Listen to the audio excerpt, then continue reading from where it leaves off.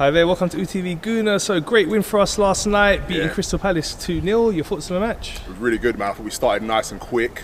I would have liked to have seen a goal in that first sort of like 10-15 minutes, but I thought we started nice and quick. The energy was there, the press was nice, it was high.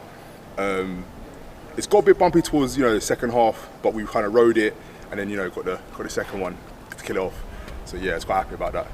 Yeah, so we had 3 players making their debut for us yesterday. Yeah. All of them done really well. Start with Saliba, your thoughts on him? Saliba, listen, this guy, bro, he's going to be very, very good. I think you forget his age. He's so young, but he's so comfortable. He just makes defending look easy, which is what all the good defenders do. Do you know what I mean? So, yeah, man, he's good. He's going to be good. Okay, and Zinchenko? Fitted in really nicely. He's slotted in really well. I think one of the things Arsenal haven't done in like previous seasons, previous years, is get Premier League ready players.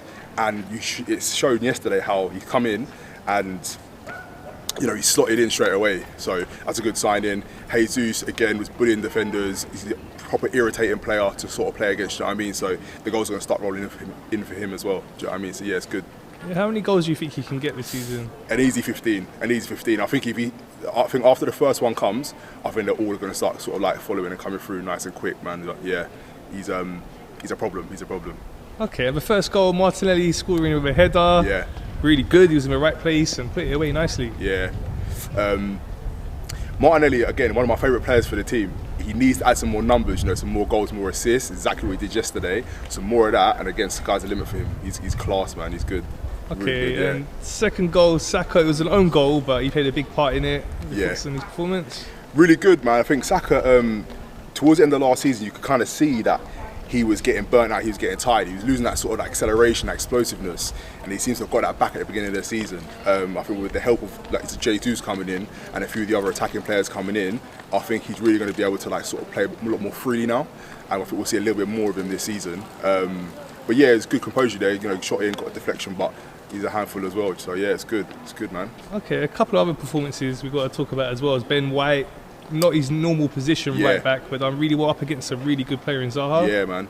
He done well. I think he got caught out a couple of times, which is to be expected against Zaha, but he done very, very well right back. And he's really good on the ball as well. I think that's something that when you're playing fullback you need to be. He's comfortable, he's composed. So, and he looks up for the challenge against anybody. Do you know what I mean? He didn't look intimidated or afraid of the challenge. So, yeah, done well for him. I mean, when Tomiyasu's back, I think he's the number one right back. It's going to be hard to drop Ben White, but I think it adds more balance if you've got Tomiyasu there at the right back, and then whoever's playing in the middle is going to be a toss-up between obviously Gabriel, Saliba and Ben White. But he done well yesterday, long may it continue, do you know what I mean? Yeah, for sure, and got to say Ramsdale made some great saves yesterday. Yeah. Do you know what? He made a few good saves. I think in the first half he was being a bit shaky. And I think him and Gabriel were holding on to the ball a little bit too long and then providing a bit too much pressure at times. But pulled off a couple of good saves and kept us in the game, or kept us winning in the lead, I should say. But again, I think when that all calms down, it's the nerves of the first game of the season. There's a lot of pressure on Arsenal. Everyone thinks we're going to lose playing Palace. They battered us last year. So I think the boys handled it well. He done well yesterday, yeah. Okay, so we know we had a good transfer window, good pre-season, but yesterday, it was showtime. The real business started and we've got the important win now. How are you feeling for this season now? Feeling good, man. I think we need a couple more players, or maybe at least one more in that central midfield area. We've still got to see Vieira, who's got to come in. Again, like I said, Tomiyasu's to come back. Another kind of forward attacking player would be really good, or we would need, for example, Pepe, or maybe if Reece Nelson stays, to find a bit of form. So we have something coming off the bench and being threatening. But I think if we get another central midfield player in and maybe another attacking wide player, I think we can comfortably challenge for top 4 with that sort of squad. Everyone seems to be fitting into Arteta's philosophy and the way he wants to play, and they're buying into it. And I think that's one of the most important things as a team. Everyone's working together. So yeah, man, it's looking good. I'm quite excited. Okay, have you seen the All or Nothing documentary of Amazon One? Yeah. I watched it. Do you know what? It was quite insightful. I really enjoyed the first episode, even though that reminded us of the poor start we had. But I love seeing the way that Arteta and the management team were sort of interacting with all the players, you know, getting to know them and all that sort of stuff, because there's a lot that goes on that we don't get to see, and it kind of, you know, you see like a performance on the pitch, you're kind of wondering why the player's not playing right or not, you know, in the right mind frame, and then you see maybe sometimes like, you know, they're having trouble because they're injured or they've just moved country like Nuno did and he was a bit shaky. Do you know what I mean? And it's nice to see that. It's nice to see that. I like to see that Mikel was trying new things. I know everyone's going to laugh about the speakers, you know, playing the Never Walk Alone thing.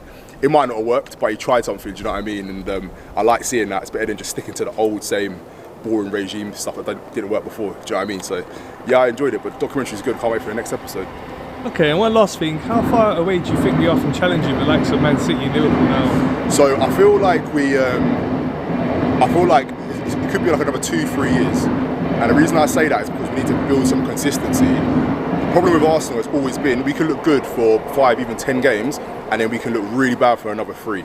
We need to be able to get into that. The reason that, or the thing that makes Man City and Liverpool are so good is that they can go on 13 games winning streaks, 14 games winning streaks, you know what I mean? And you need to get to that level before you think about challenging for the league, I think. So I think we need to build some consistency and then maybe upgrade on a few players that are still there at the minute.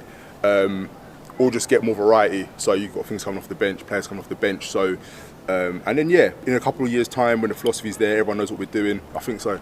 I think I can be there.